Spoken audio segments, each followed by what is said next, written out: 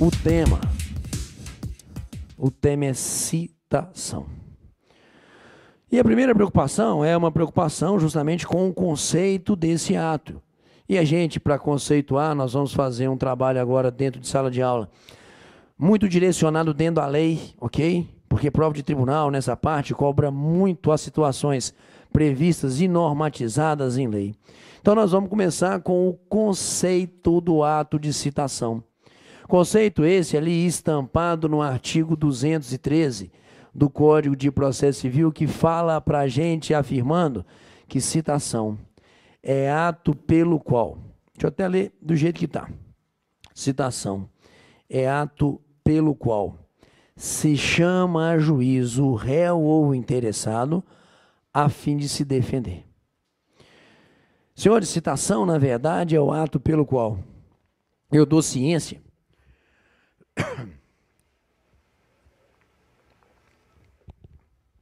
é ato pelo qual é que mascou a voz.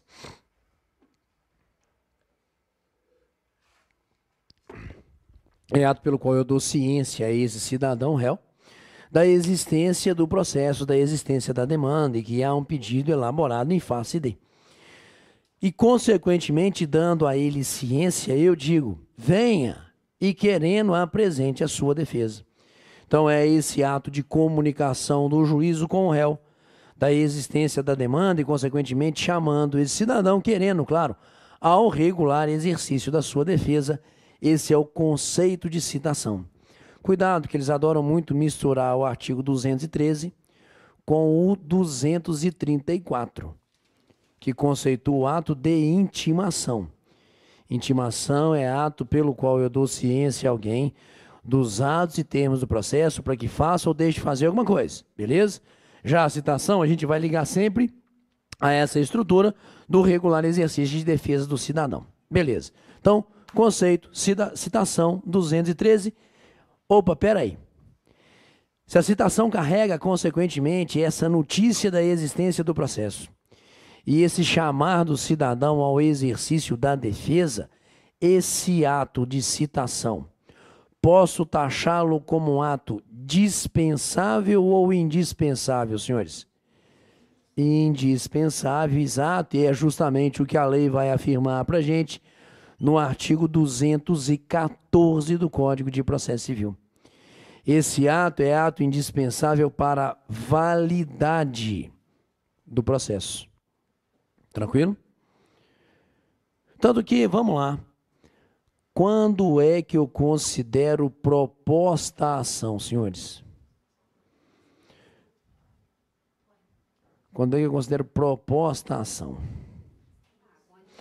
Quando distribuída ou simplesmente despachada, não é isso? Artigo 262 do Código de Processo Civil. Mas para esse processo gerar efeito por réu, eu preciso de ter o quê? Citação válida. Porque seria justamente o ato através do qual a ele eu dou ciência de... Peraí que a voz está agarrando. Falta de álcool. Fica tomando água, dá isso. Vamos lá.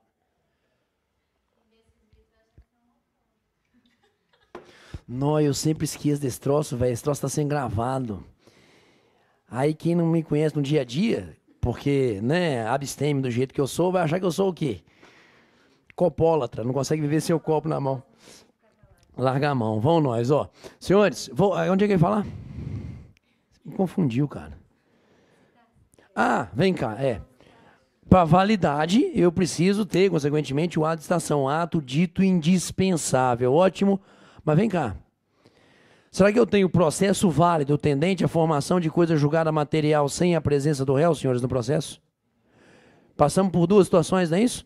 Lá no dito indeferimento, lá no dita situação de improcedência de plano. Então, claro, a gente tem situações onde há validade e formação de coisa julgada material, mesmo sem a ciência do réu da existência do processo. Pouco importa, artigo 214 está cravando para a gente prova objetiva que para a validade do processo é indispensável, consequentemente, esse ato de citação, mas é possível que eu tenha processo válido dentro dessa estrutura, dessa parte do código, senhores, sem o ato de citação. Quando é que dentro da estrutura desse ato de comunicação eu passaria a ter um processo válido, mesmo sem o ato de citação?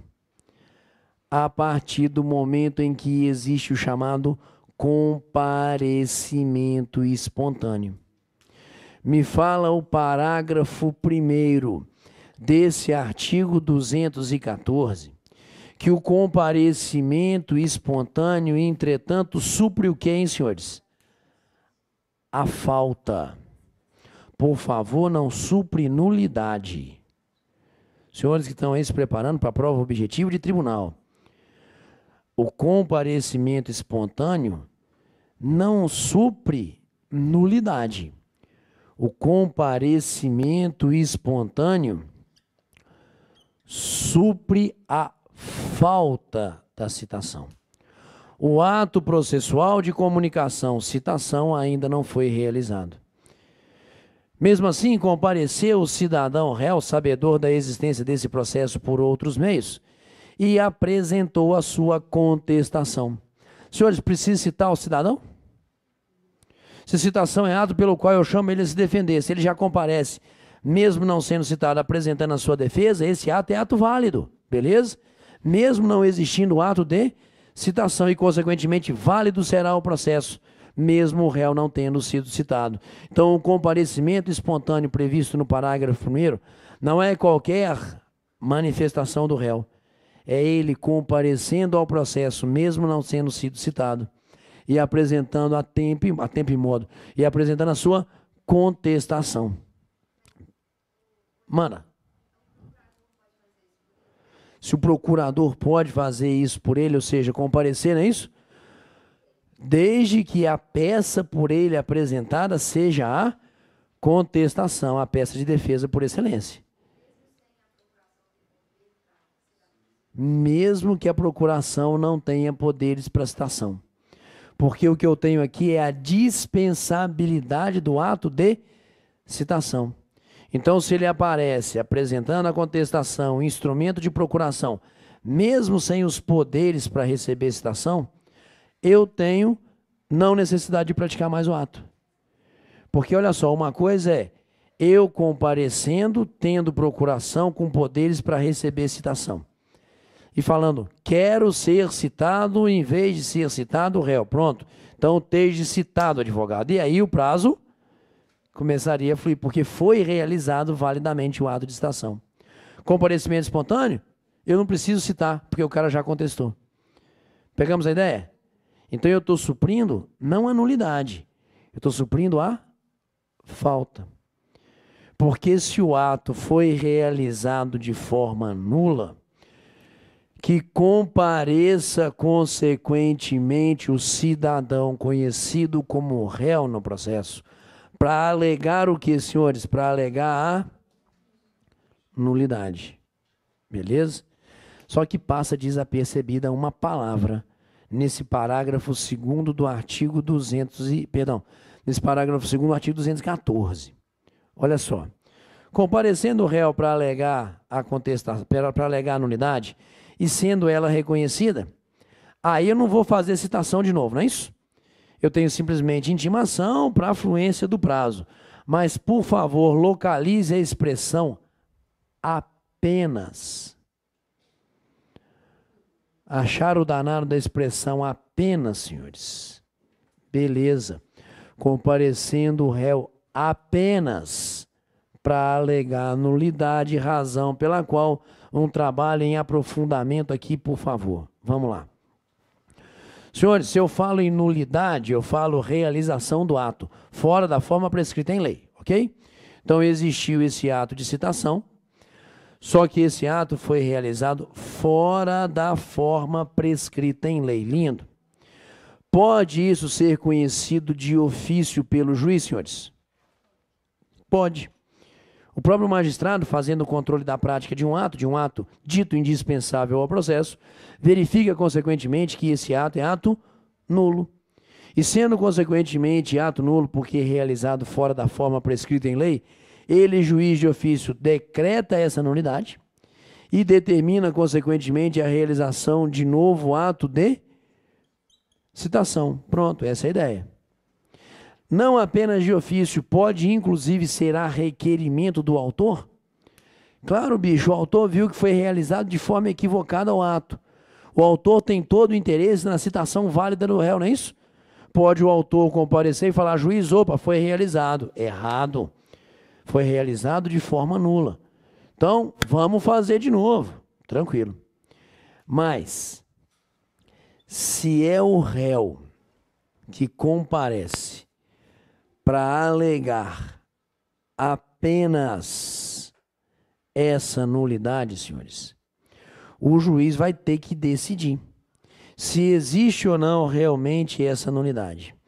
E o juiz, consequentemente, em razão desse argumento do réu, reconhecendo essa nulidade, a pergunta é, vamos ter que realizar novo ato de citação? Não. Porque apesar dele réu comparecer apenas para alegar a nulidade, ele demonstrou que apesar do ato ter sido realizado de forma nula, a ele foi dado ciência da existência do processo. Só que foi realizado fora da forma prescrita em lei. Ótimo. Dessa decisão do juiz reconhecendo consequentemente a nulidade, nós vamos ter mero ato de intimação da parte ou de seu advogado, dando a ele agora então o prazo para a apresentação da sua defesa, o prazo para a apresentação da contestação. Pegamos a ideia, senhores? Tranquilo? Então, comparecendo apenas para alegar essa nulidade, o juiz reconhecendo, mero ato de intimação, para que agora então haja a afluência do prazo para a apresentação da contestação. Tranquilo? Mas eu ainda quero insistir nessa expressão apenas. Por que eu quero insistir nessa expressão apenas, senhores? O ato processual citação foi realizado fora da forma prescrita em lei, nulo. Não foi percebido de ofício pelo juiz, nem o réu nem o autor se manifestou nesse sentido. Comparece, prazo rito ordinário, 15 dias. Comparece o cidadão réu apresentando contestação. Diante de uma citação que foi realizada fora da forma prescrita em lei, tá certo? E ele comparece alegando justamente o que? A nulidade da citação. É permitido em contestação que ele alegue nulidade de citação? Primeira preliminar prevista no artigo 301. Beleza? Artigo 301. Compete-lhe, porém, antes de discutir o mérito alegar, 2 pontos, item 1, tracinho, falta ou nulidade da citação. Então, ele está vendo aqui, em contestação, ele está vindo discutindo essa nulidade. Vamos colocar que ele compareça apenas para discutir essa nulidade. Se o juiz reconhece, abre-se novamente o prazo, aí sim, para apresentação, não é isso? Da contestação, vamos dizer assim, propriamente dita. Mas há o risco do juiz não conhecer dessa nulidade? Do juiz falar, ó, quer saber, réu, o ato foi ato válido e você dançou. Acabou de se tornar réu, revel. Beleza? Ah, então quer saber? Eu vou comparecer e já vou apresentar, consequentemente, também a minha defesa de mérito. Compete-lhe, porém, antes de discutir o mérito alegado, nulidade, então já vou também, por via das dúvidas, tampar a defesa de mérito. A pergunta é, contei o caso gabarito. Esse ato de citação é ato válido, é ato nulo. Vou dizer que esse comparecimento desse cidadão réu é uma forma de comparecimento espontâneo, nenhuma das alternativas anteriores. Vamos de novo? Quanto à situação aqui descrita, esse ato de citação é ato válido. Esse ato de citação, realizado fora da forma, tá? É ato nulo. Esse ato de citação é ato inexistente, isso aqui é um comparecimento espontâneo ou nenhuma das alternativas anteriores. Esse ato é ato válido. não sendo lícito ao juiz conhecer dessa nulidade, porque ela não existiu. Porque o ato processual não foi realizado fora da forma prescrita em lei. Em regra, é ato nulo. Mas te pergunto, atingiu a finalidade essencial do ato? Qual é a finalidade essencial do ato, senhores? Chamar o cidadão à apresentação da sua defesa. Por favor, o que a gente está aplicando aqui é o artigo 154 do Código de Processo Civil. Hein? Não estou suprindo nulidade. Eu estou dizendo que esse ato realizado fora da forma não foi nulo, na verdade, foi ato válido. Princípio da instrumentalidade das formas, perceba. Os atos processuais são não solenes, salvo aqueles que a lei determina, não é isso? Entretanto, praticado fora da forma prescrita em lei, se atinge a finalidade essencial, o ato é ato o quê? Válido. Então eu não estou suprindo nulidade, porque esse ato não foi nulo em momento nenhum, na verdade ele foi ato válido, porque apesar de realizado fora da forma, atingiu a finalidade essencial. A lei, inclusive, me fala no artigo 247 que a citação ou a intimação realizada fora da forma prescrita em lei é ato nulo, beleza? Entretanto, eu não posso ler o 247 afastado do 154, porque a citação ou intimação, vamos lá, prova objetiva. Citação ou intimação realizada fora da forma prescrita em lei é ato nulo? É, porque é ato solene, beleza? E a lei prescreve a nulidade no 247. Mas atingiu a finalidade? Não é nulo mais, é ato válido, em razão da aplicação do princípio da instrumentalidade das formas.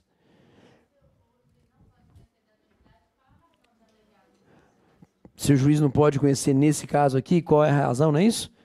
De existir a figura da nulidade como algo possível por você não alegar.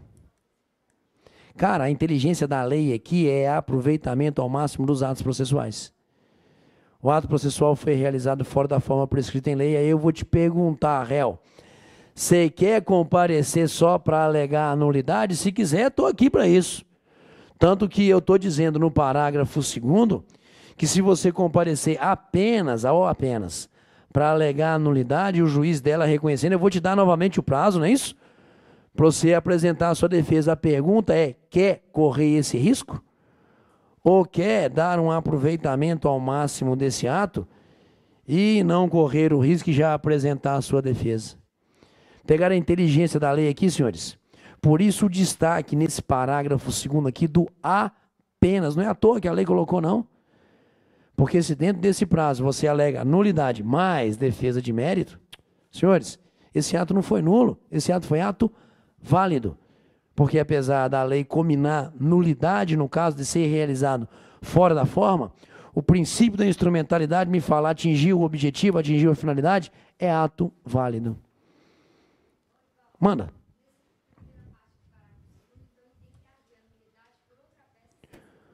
Não. Olha só, a pergunta foi se ele tem que arguir essa nulidade por outra peça que não a contestação por causa do apenas, não é isso? Vamos melhorar essa ideia nossa aqui, olha só. Se eu compareço, citação realizada fora da forma, pronto, ato nulo. Se eu compareço aqui para alegar apenas a nulidade, eu não vou chamar realmente essa minha defesa de contestação. Porque essa manifestação não traz nenhuma defesa de mérito, não é isso? Não havendo defesa de mérito, eu não chamo essa peça de contestação, essa é a ideia. Tranquilo? Então eu estou comparecendo apenas para alegar a nulidade. Corra o risco. Problema nenhum. Tranquilo? Se você chamar a peça de contestação, alegar a nulidade e agregar defesa de mérito, não conheço da nulidade porque o ato foi ato válido. Porque atingiu a finalidade. Princípio da consumação, senhores. Você já trouxe a sua defesa de mérito. Um abraço, essa é a ideia. Tranquilo? Mas olha só. Pode ser que nulidade de citação pode ser alegada a qualquer momento do processo. Inclusive como defesa lá na fase de cumprimento de sentença na impugnação, coisa que a gente vai ver um pouco mais à frente. Posso alegar a qualquer momento do processo, tá? Passaram-se os ditos supostos 15 dias. Depois, aqui, ó, eu venho arguindo a nulidade. Pode o juiz dela conhecer? Beleza. Mas eu resolvo fazer o seguinte, por princípio de economia, eu já alego a nulidade e já falo, juiz, olha aqui, já de uma vez a minha defesa de mérito. Posso chamar essa peça de contestação? Vou chamar. Por quê? Porque ela traz defesa de mérito. Senhores, pode o juiz agora conhecer da nulidade? Essa é a ideia, beleza?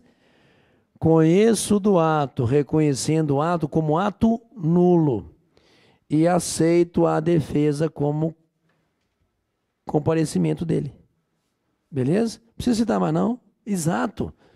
Sacaram a ideia aqui?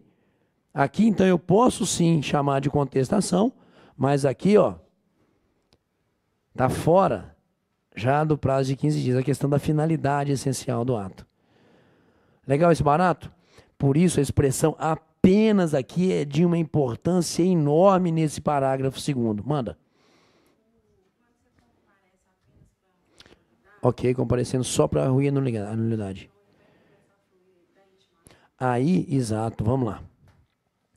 Quando eu compareço apenas para arguir a nulidade, autos conclusos ao magistrado. O juiz em determinado dia decide por essa nulidade. Dessa decisão do juiz existirá o ato de intimação. Dessa intimação é que realmente está fluindo o prazo de 15 dias para a apresentação da contestação. Essa é a ideia. Então, olha a fluência de prazo de contestação a partir do ato da intimação, quando eu compareço apenas para arguir a nulidade, ela é reconhecida pelo juiz.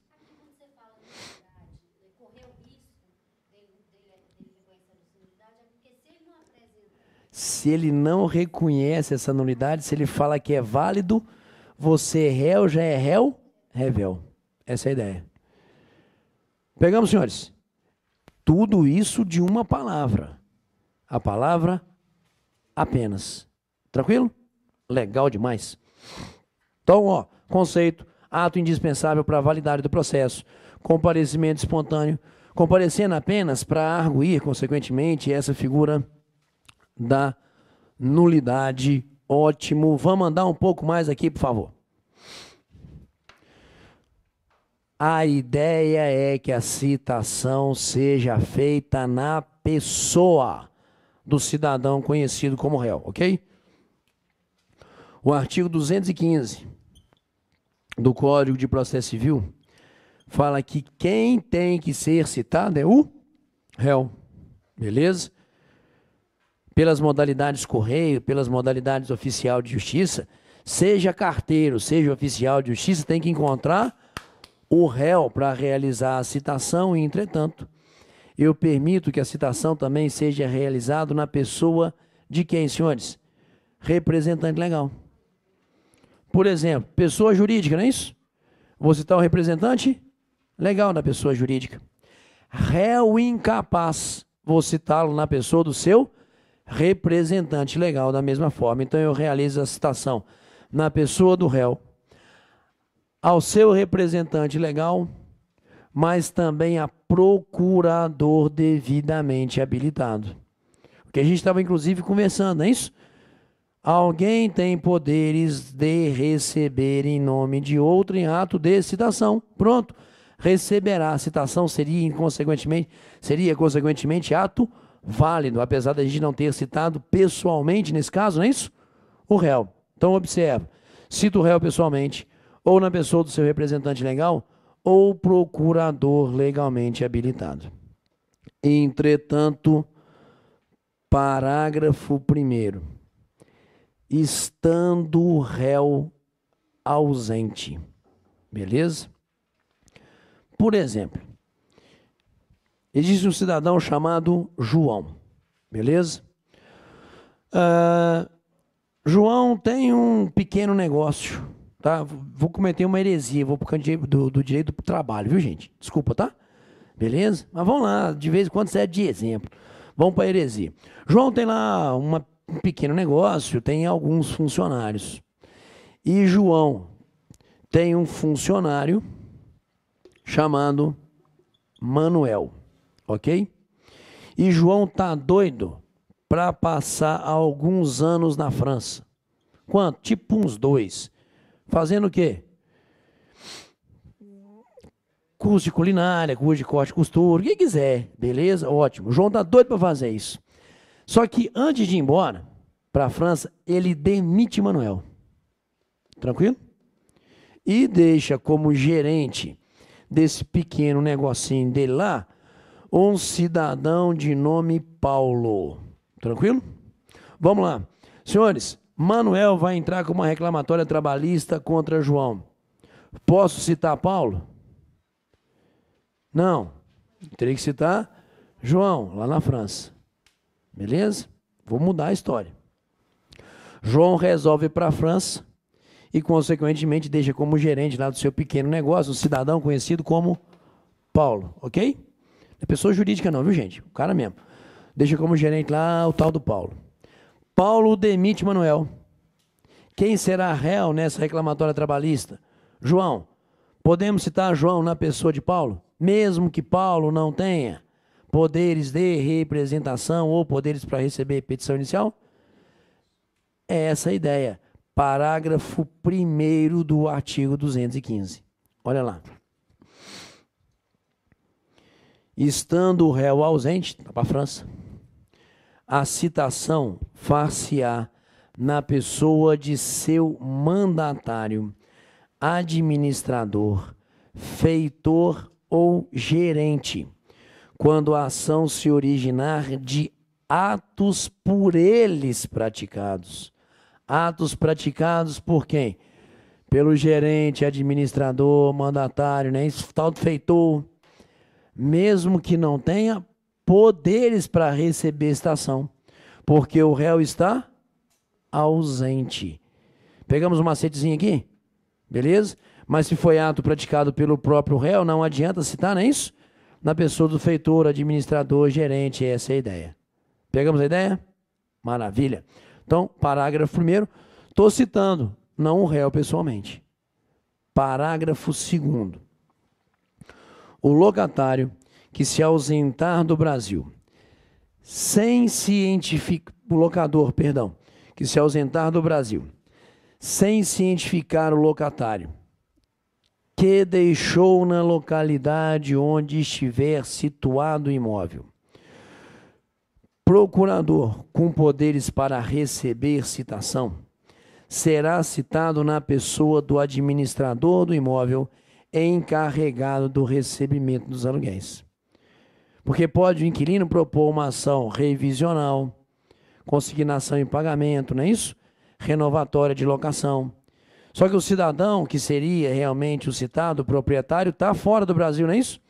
Vamos citar quem está aqui e que tem poderes, não de receber citação, mas de receber os valores dos aluguéis. Então, a ideia é que o réu há de ser citado na sua própria pessoa, há de ser citado pessoalmente. Entretanto, posso citar na pessoa do representante legal ou procurador com poderes para isso. Mas se eventualmente o cidadão está ausente e não tem ninguém aqui no Brasil para receber citação em nome desse cara, se o ato que leva à existência do processo foi praticado por um administrador, feitor, gerente, não é isso? Mandatário eu cito nessa pessoa. E nessa questão da locação, se o cara também está fora do Brasil. Pegamos? Conceito, validade. Quem eu devo citar para que essa citação seja válida? 216. lugar. Beleza? 216, lugar. Eu cito o réu em qualquer lugar em que ele esteja. A lei processual não leva em consideração local proibido da prática do ato. Beleza? Me diz o artigo 216 que eu vou citar o réu em qualquer lugar em que ele se encontre. O único senão da lei em relação a lugar, senhores, está previsto no parágrafo único, que fala que o militar em serviço ativo será citado na unidade em que estiver servindo, se não for conhecida a sua residência ou lar não for encontrado. Beleza?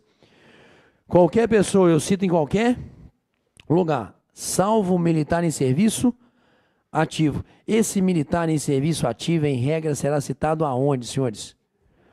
Na residência. Olha a inversão que eles fizeram, nem isso no parágrafo único. Eu coloquei a exceção primeiro, depois a regra. Porque eu estou dizendo no parágrafo único que eu vou citar um militar em serviço ativo na unidade em que estiver servindo.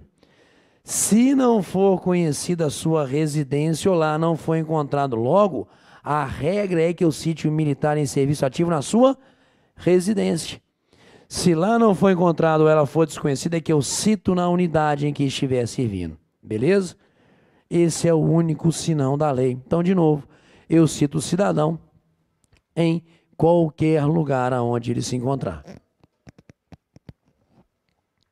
Entretanto, o artigo 217 do Código de Processo Civil estabelece vedações à prática desse ato de citação, salvo para evitar perecimento do direito. Porque o caput do artigo 217 me fala, não se fará citação, salvo para evitar perecimento do direito, item 1, a quem estiver assistindo a qualquer ato de culto religioso. Senhores, posso citar o cidadão dentro da igreja?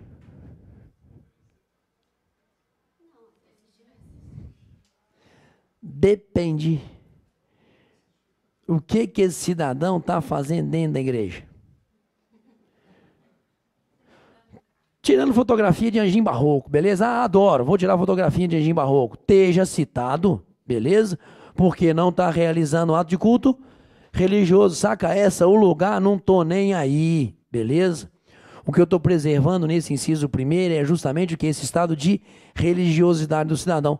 Posso praticar ato de culto religioso na beirada da praia? Posso, beleza? Não vou citar. Sacaram a ideia? O lugar não estou nem aí. A preocupação é o que? É a preservação dessa religiosidade do cidadão. Enquanto ali ele está nesse estado dito religioso, não é isso? A gente preserva, salvo para evitar perecimento de direito. Problema absolutamente nenhum esse barato aqui. 2. Vamos lá. Também não realizarei citação ao cônjuge ou a qualquer parente do morto, consanguíneo afim, na linha reta ou na linha colateral em segundo grau, no dia do falecimento e nos 7 dias seguintes. Estou preservando o luto, não é isso? Estou falando em razão da morte de um parente, de um cônjuge, não realize-se o ato de citação. Vamos preservar esse luto, salvo para evitar perecimento do direito. E essa preservação do luto dura quantos dias, senhores? O dia mais 7, ok? A contagem é essa. No dia do falecimento, mais 7, tranquilo? Não é 5, 10, 15, 2, 3, eles adoram pegar esse inciso segundo e mudar, consequentemente, essa situação de data. É só, a contagem é diferente, mas só lembrar de missa de 7º dia, não é isso? Tá? Beleza? Então, é o dia do falecimento. Tá errada a conta, exatamente. A conta é diferente, mas é só lembrar. No dia do falecimento, mais 7 dias seguintes, eu preservo esse luto e não realizo, consequentemente, o ato de citação. Cônjuge ou qualquer parente do morto, consanguíneo ou afim, a afinidade também me dá essa preservação. em linha reta ou na linha colateral em segundo grau, parente em linha reta. Estou criando uma situação aqui, ok? Parente em linha colateral. Estou criando uma outra situação aqui no quadro. Senhores, por favor, nessa primeira hipótese, quem morreu? Esse daqui. Quem tem que ser citado? Esse daqui. Que parentesco é esse aqui? Pai, avô, bisavô, não é isso? Quem tem que ser citado é o bisneto, quem morreu, consequentemente, foi o bisavô, parentesco na linha reta, não é isso? Porque eu estou pensando em ascendência e descendência ali, ó. Quantos graus existem aqui entre eles? 3. Primeiro, só contar as interseções, não é isso? Primeiro, segundo, terceiro grau de parentesco na linha reta. Morreu o bisavô, eu tenho que citar o bisneto. Segunda situação. Quem morreu foi esse aqui, ó. Deixa eu botar uma cruz aqui, não dá nada. Cadê o apagador? Sumiu, apareceu. Vamos lá. Quem morreu foi esse aqui. Quem tem que ser citado é esse aqui. Concorda comigo? Quem morreu foi o tio. Quem tem que ser citado é o sobrinho, não é isso? Esse aqui é o pai, esse aqui é o avô. Bifurquei, pronto, parente na linha colateral. Parente na linha colateral em 1, 2, terceiro grau. Beleza. Senhores, a pergunta é, nessas duas hipóteses, posso citar qualquer dos réus? Não posso citar nenhum dos réus. Só posso citar esse réu aqui, ó, que seria o sobrinho. Só posso citar o bisneto. Tá pronta a gabaritagem. Cônjuge ou parente, linha reta, consanguíneo afim, na linha reta ou na linha colateral em segundo grau, não é isso? Tá, o segundo grau é só para o parente na linha colateral por causa do raio da vírgula. Só por causa do raio da vírgula. Quer ver, ó? Vírgula. Deixa eu pegar o 217 aqui direitinho e a gente lê com as vírgulas. Item 2. Ao cônjuge ou a qualquer parente do morto, vírgula. Consanguíneo afim, vírgula. Em linha reta, vírgula. Aí surgiu o ou. Tá certo? Ou na linha colateral em segundo grau, vírgula. Senhores, na linha reta, vírgula, pronto, morreu parente na linha reta, qualquer que seja o grau de parentesco. Não há que se realizar o ato de citação, salvo para evitar perecimento de direito, no dia do falecimento e nos 7 dias seguintes. Morreu parente na linha colateral, aí eu tenho que me preocupar. É parente em que grau? Segundo, então aí eu não realizo o ato. No dia do falecimento e nos 7 dias seguintes. É de terceiro grau? Tô nem aí, realizo o ato de citação. Pegamos? Por causa da vírgula, ou eu só penso no limite do segundo grau, no parentesco na linha colateral, não há parente na linha reta. Pegamos as duas armadilhas desse inciso 2, senhores. Beleza? Tanto o prazo quanto a vírgula, ou essa é a ideia. Maravilha. Item 3.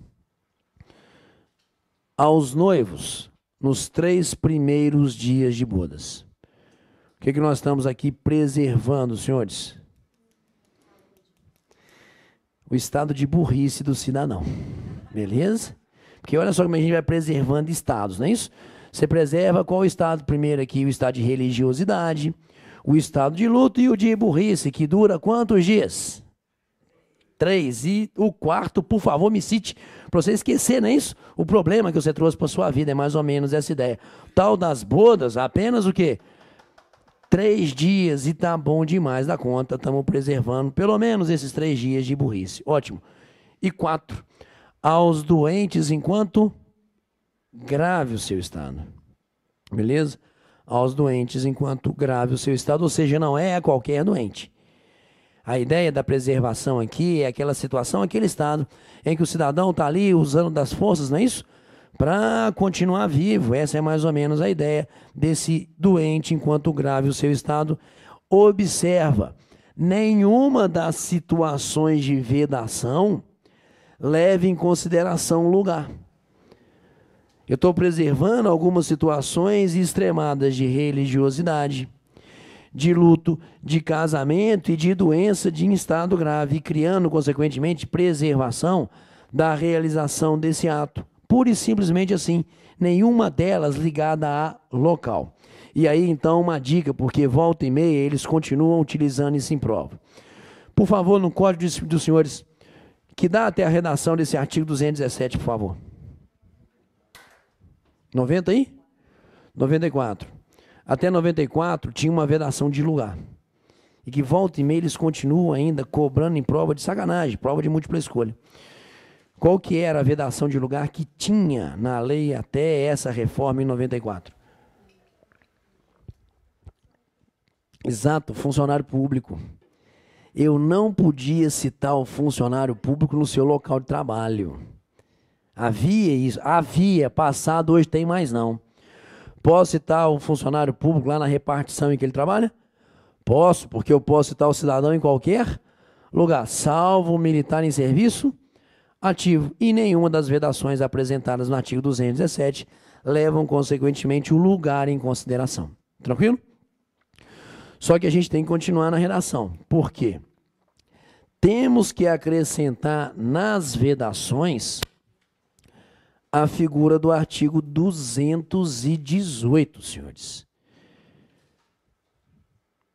Desculpa, não aguento comigo, por favor. A lei processual, como toda e qualquer lei, contém verdades, não é isso? Ótimo. Qual é a verdade do artigo 217? O conceito de casamento. Perceba onde o legislador, não foi eu, colocou o casamento.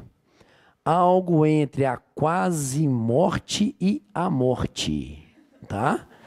Daí para frente, só com bastante reza na sua vida. Sou eu não, tá? Eu não tenho nada a ver com isso. É a lei conceituando o casamento como um estado entre a quase morte e a morte. Tranquilo? Maravilha, ótimo. Vedações 218, tranquilo? Vamos lá. Aí outro dia eu contei essa piadinha num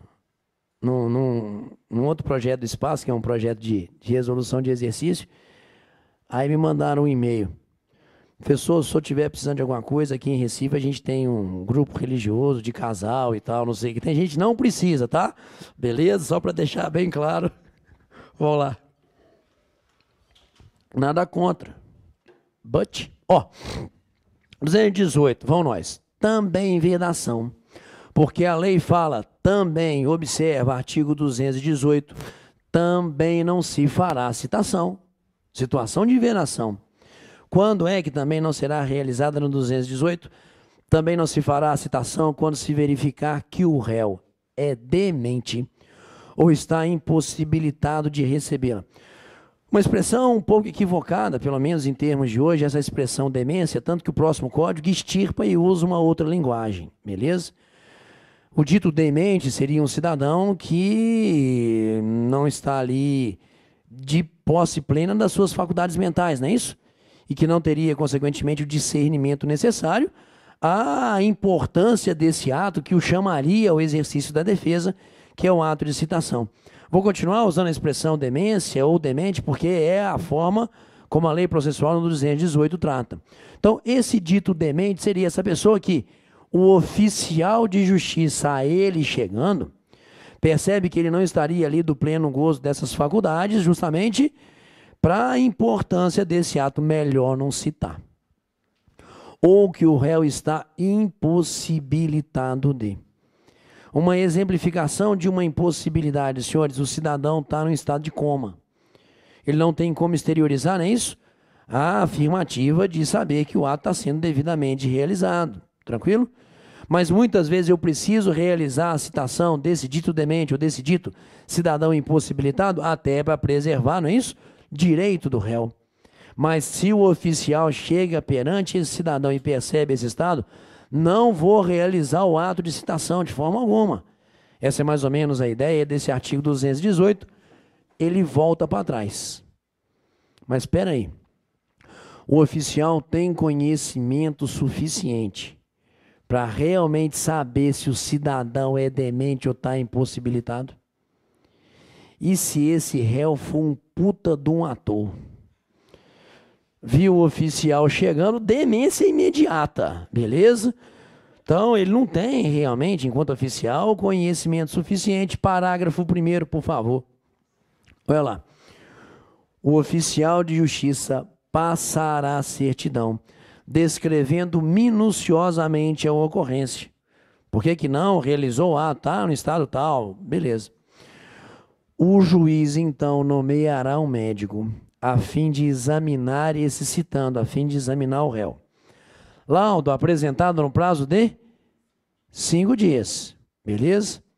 Apresenta esse laudo no prazo de 5 dias, justamente atestando a dita demência ou impossibilidade, porque o médico tem conhecimento suficiente para isso, ou dizendo não há esse dito estado de demência nem essa impossibilidade. Se constatado pelo médico a inexistência dessas situações, vamos lá e vamos citar o cara, não é isso? Mas se constatada essa dita impossibilidade ou demência, parágrafo 2º. Reconhecida a impossibilidade, o juiz dará ao citando um curador especial.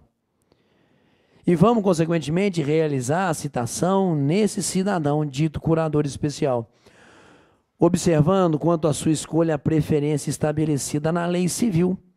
Quem é que seria, não é isso? Pela lei civil lá, cônjuge, ascendente, descendente, que se encarregaria de ser nomeado curador desse cidadão. Parágrafo 3º. A citação, então, será feita na pessoa desse curador, que se incumbirá, consequentemente, de apresentar, não é isso? Em nome do cidadão, a defesa, em nome do cidadão, a figura da contestação.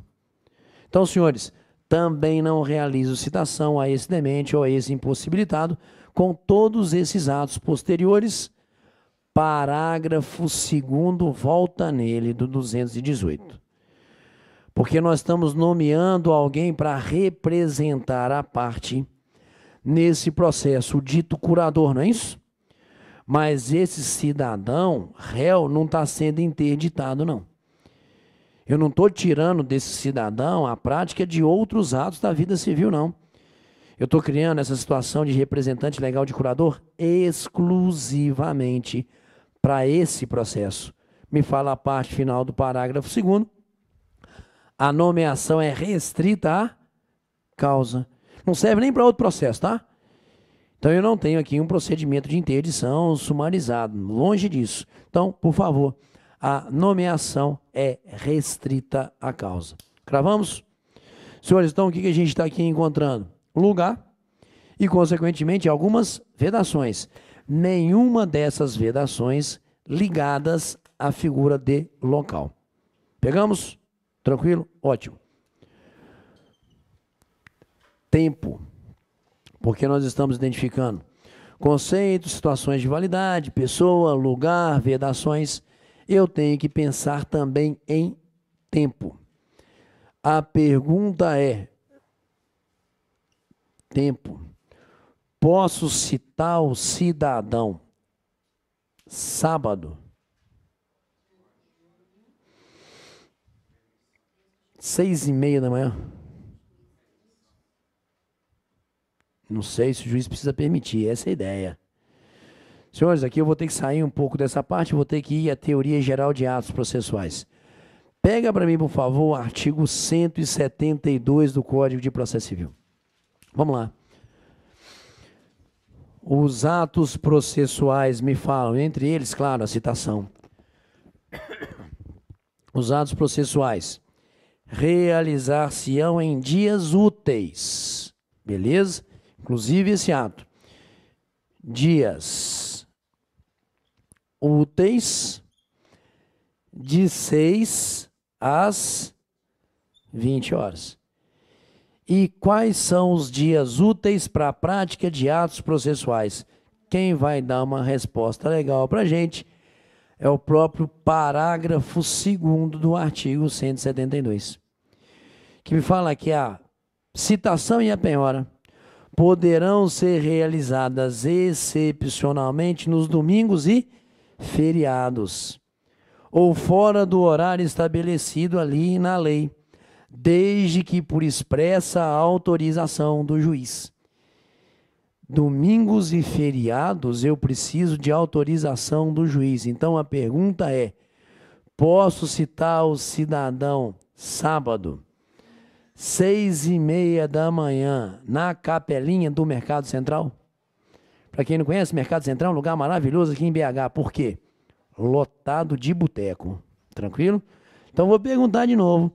Posso citar o cidadão sábado, 6h30 da manhã, lá na capelinha do Mercado Central? Dependendo do que ele está fazendo na capelinha, eu posso. Beleza? Se estiver assistindo um ato de culto religioso, não. E se estiver tomando uma? Na capelinha, Val? O cara disse que o padre pode. Por que você, né? Pobre mortal não poderá. Então, a ideia é, não importa o local, importa a situação. E sábado é dia útil, de 6 às 20 horas. Os dias ditos não úteis, domingos e feriados. Cravaram para mim essa preocupação, senhores? Então, em relação ao tempo, ao local, dias úteis de 6 às 20, aproveitando que eu tenho que agregar, consequentemente, aqui, esse artigo 172, parágrafo 2º. Dúvida nesse caminho percorrido quanto ao tempo? Forma. Vamos lá. Porque trabalhamos isso tudo aqui, mas agora eu preciso trabalhar também forma. Lugar, vedação, tempo, forma. E por força do artigo 221 do Código de Processo Civil, quando a gente fala em forma, nós temos citação por correio, citação por oficial de justiça, citação por edital, bem como citação por meio eletrônico. Essas são as 4 formas ali enumeradas no artigo 221 do Código de Processo Civil. Correio, oficial de justiça, edital e meio eletrônico. E a primeira pergunta que surge é: desses 4 meios, dessas 4 formas ali previstas em lei, qual é a forma regra para a prática do ato processual? A regra é correio. Tanto é a regra correio que o artigo 222 do Código de Processo Civil, na sequência, tanto é correio a regra no direito processual civil para a prática desse ato, que o artigo 222 vai me dizer no seu caput que a citação será feita por correio para qualquer comarca do país. Beleza? Então a regra é correio. Existindo, entretanto, na estrutura do artigo 222, situações onde eu vedaria a realização do ato por correio. Então nós estamos estipulando aqui regra. E vamos ver também, por favor, na estrutura do artigo 222, situações em que essa regra correio não poderia ser seguida. Letra A, nas ações de Estado, divórcio, investigação de paternidade, tudo aquilo ligado, não é isso? Ao dito estado ali da pessoa. Segurança jurídica que eu busco, senhores. E apesar do correio ser a regra, por ser o meio mais rápido, mais ágil, não é isso? Mais econômico de realização desse ato processual, oficial de justiça me dá uma segurança jurídica muito maior? É essa a ideia. Então aqui, por favor, ação de Estado, correio não. Letra B. Letra B me fala, réu incapaz, não é isso? Até porque, se é incapaz, a citação tem que ser feita não na pessoa do réu, mas na pessoa do seu representante legal. Então eu quero também, nesse caso, uma segurança jurídica maior. Abrindo mão à lei, então, da citação por correio e determinando citação por oficial de justiça. Letra C. Quando for pessoa de direito público.